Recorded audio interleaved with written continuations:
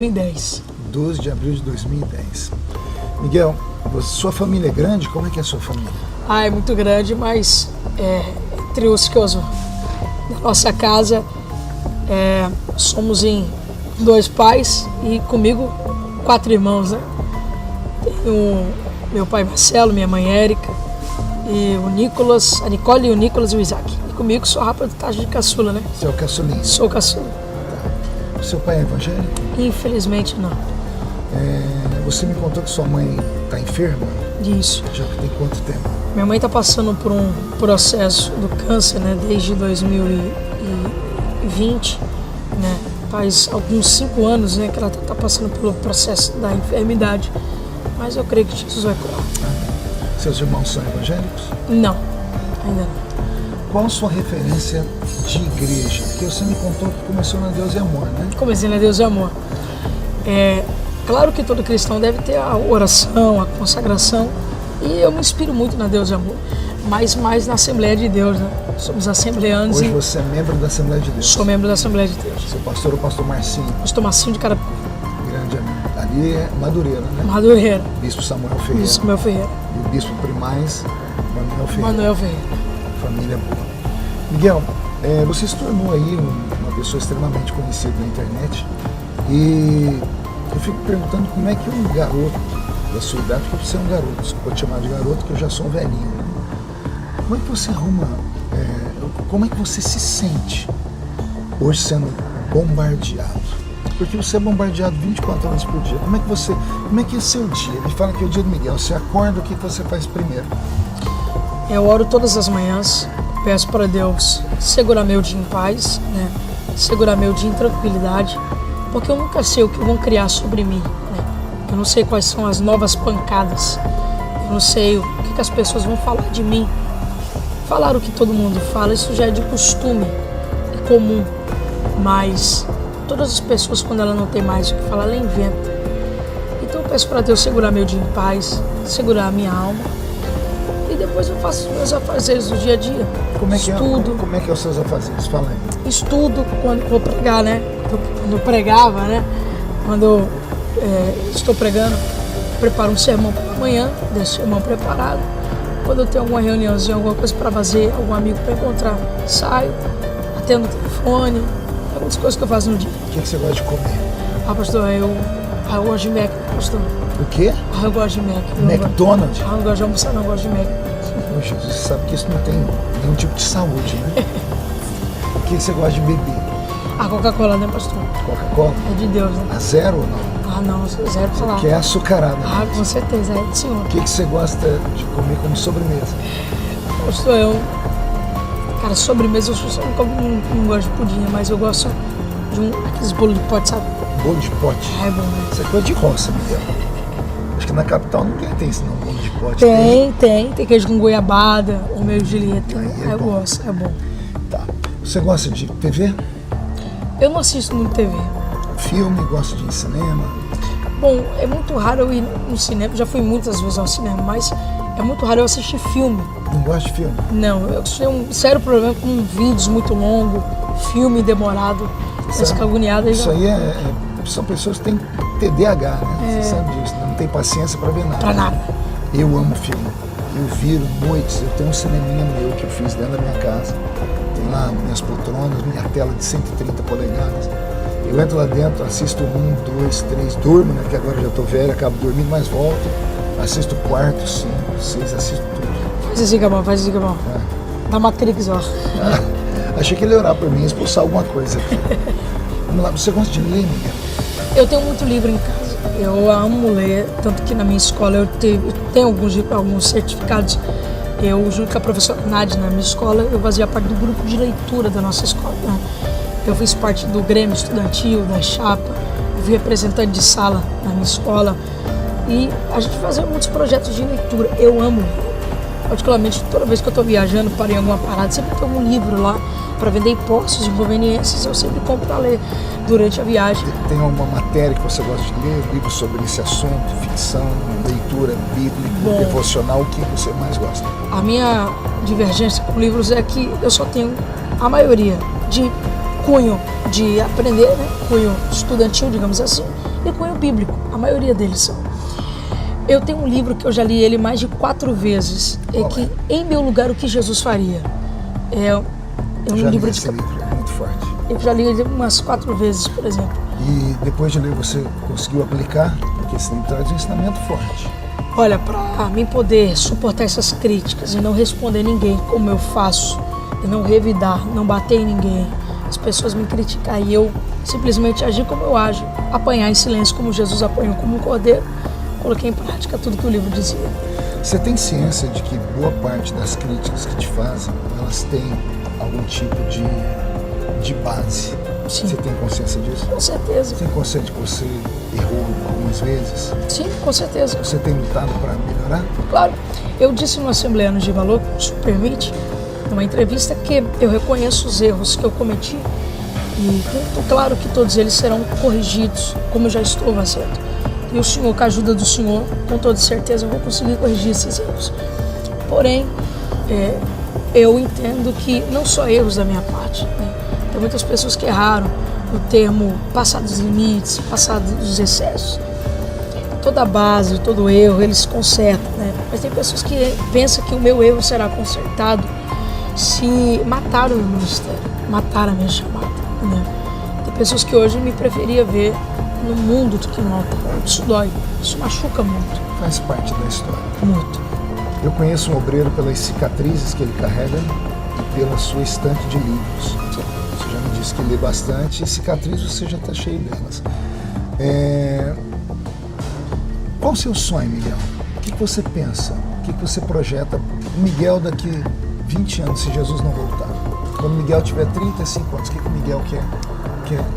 Que Miguel que você quer enxergar lá? Pastor. Miguel solteiro, Miguel casado, Miguel missionário, Miguel empresário, Miguel polêmico, Miguel pastor de igreja. Que Miguel que você enxerga?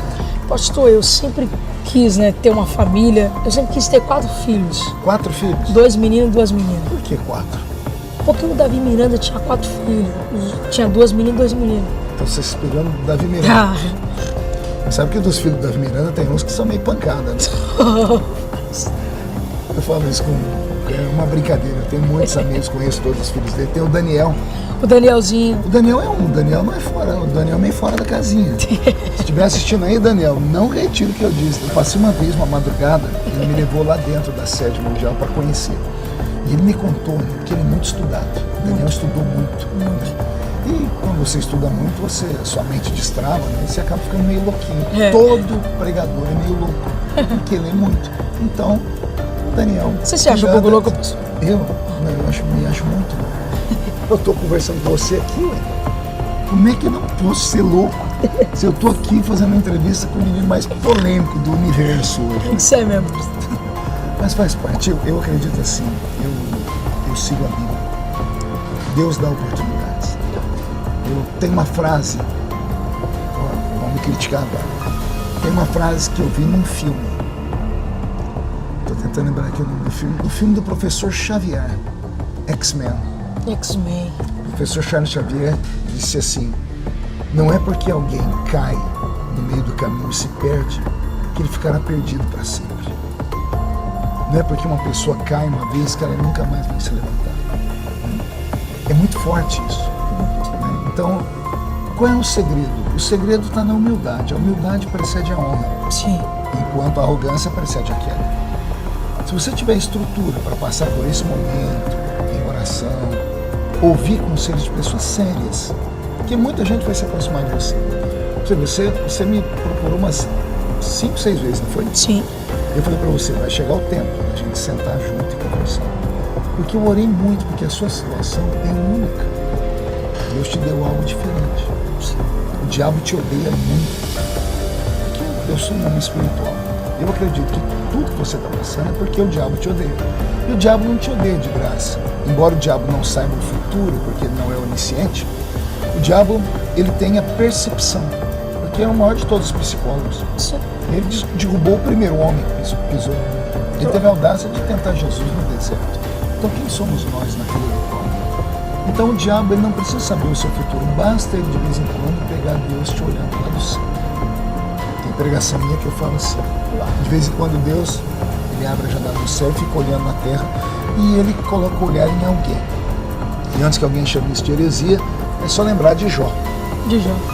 Deus estava lá, o diabo passou por ele, Deus disse, viste tu, meu servo Jó. Deus estava olhando para Jó. Então quando o diabo pega Deus olhando para alguém, mesmo não sabendo o que Deus vai fazer, o diabo sabe que essa pessoa pode dar muito trabalho no futuro. Então ele vai fazer de tudo para fazer com que essa pessoa se perca. Então ele vai usar de todas as formas. Às vezes você não precisa de um inimigo externo para te derrubar. O pior inimigo do Miguel não são sites, não são esse povo bobo de TikTok, que em busca de centavos são miseráveis, porque os cliques são centavos, em busca dos cliques miseráveis, tem que destruir o Miguel, tem que todo dia arrumar uma porcaria. Esse é o maior inimigo do São Luís. O maior inimigo do Miguel, se eu tivesse um espelho aqui, eu ia te mostrar quem é. É o próprio Miguel.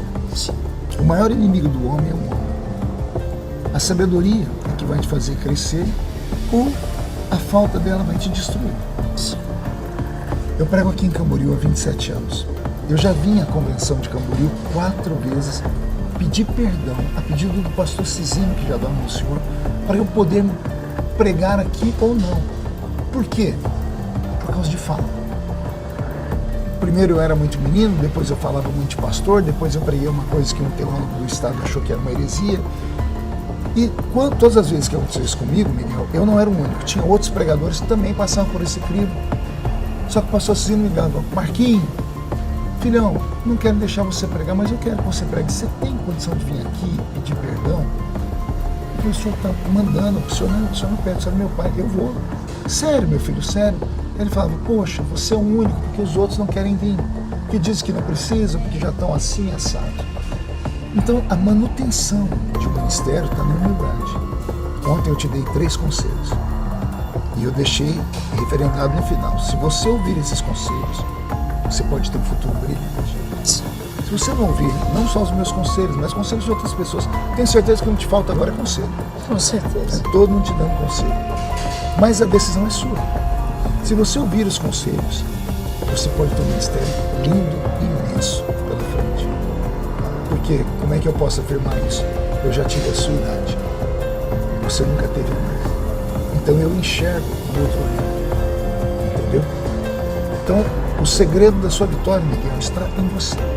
Se você agora pensar um pouquinho, refletir, você se tornou uma pessoa famosa, onde você for, todo mundo quer tirar foto, mas aquilo que eu te falei ontem, tem a forma boa, tem a forma ruim. O que vão fazer com isso? Se você não se deixar ser usado para ministérios que vão te usar, você traz público, trouxe público, eu já vi você ministrando oferta, o próprio pastor Silas disse que você é um menino inteligente. Não é só ser elogiado pelo pastor Silas Malafaia. É muita honra. Não é para qualquer um. Só que ele também deixou um adendo, que é o adendo de todos. Miguel está indo de um jeito que ele está mal instruído.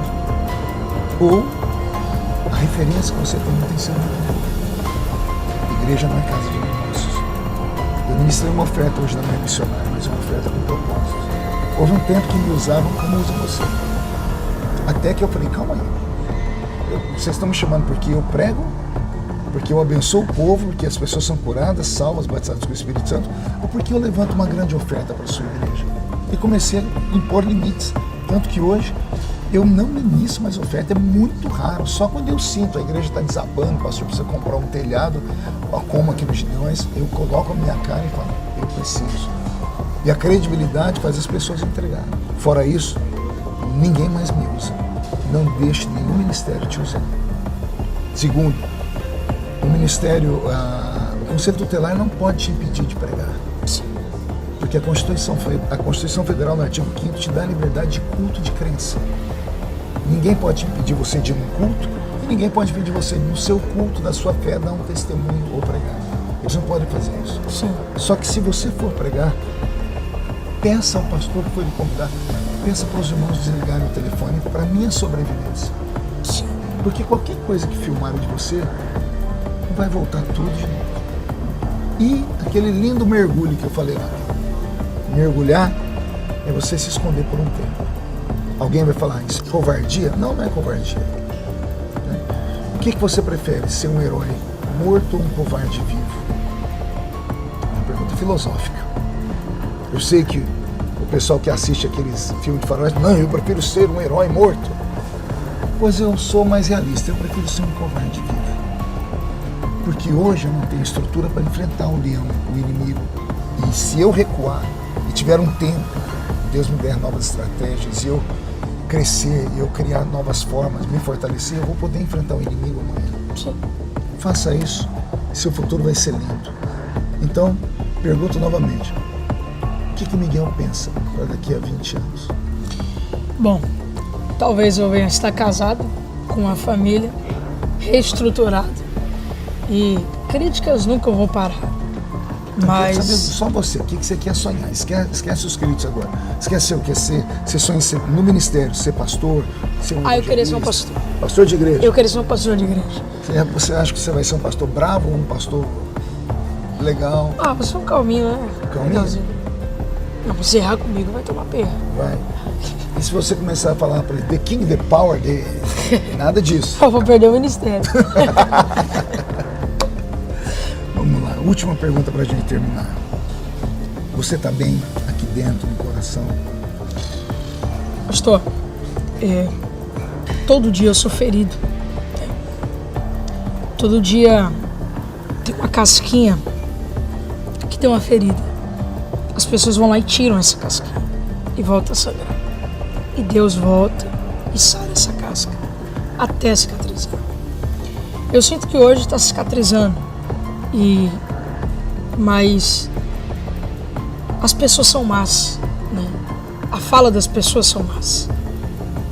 Eu sinto que Deus está me ajudando.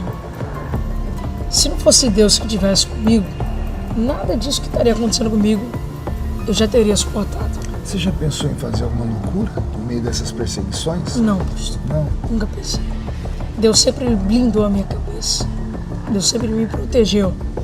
É claro que o diabo sempre fala, para de pregar, exclui o Instagram. Só que eu não posso jamais enterrar os dons que Deus me deu. Eu sei que eu sou em Deus. Ele é um falso profeta. Não há uma sequer. Coisas que Deus me usou ou deixou de me usar, que eu me arrependi. Mas o ser humano, ele é mau. Ele é muito mau. Mas Deus blindou a minha cabeça e tem blindado meu coração. Para você ver, olha só. Deus já te usou muito para falar em profecia com muitas pessoas, não foi? Sim. Onde estão essas pessoas para quem Deus usou Miguel? Que agora é na hora de você dar um testemunho. Poxa, Deus usou ele e aconteceu. Por que vocês não fazem isso? Quantas pessoas Miguel já pregou e Deus usou? Por favor, se você tem um testemunho para contar acerca do Miguel, não tenha vergonha não, defenda. Porque senão, quem cala consente. Então às vezes é preciso ter coragem de falar assim, olha, eu sou fulano de tal, estava na igreja tal, Deus usou Miguel e aconteceu. Porque isso vai ajudando as pessoas a entenderem que Deus ainda usa. Às vezes o profeta, ele extrapola os limites. É da natureza do profeta. Por isso que a Bíblia manda julgar a profecia. Não, profeta. Por quê?